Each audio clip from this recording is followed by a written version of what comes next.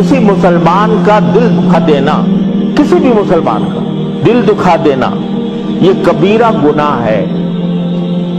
लोग समझते नहीं है, लोग समझते हैं कबीरा गुनाह होता है शराब पीना, ज़िना करना, अलियाज़ु बिल्लाह, इनको गुनाह कबीरा समझते हैं। लेकिन किसी मुसलमान को तकलीफ पहुंचाना या उसका दिल तोड़ देना, दिल आज़ारी करना, ये भी कबीरा गुनाह है।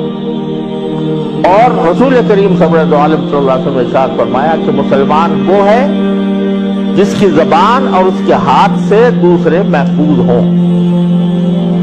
अगर तुम्हारी ज़बान से महफूज नहीं है लोग, जो तुम्हारे जी में आता है कह गुजरते हो, तो तुम फिर मुसलमान नहीं हो। सही माना इसलिए फरमाया रसूल करीम सल्लल्लाहु अलैहि वसल्लम ने कि मुस्लिम जो है वो सलामती से निकला है।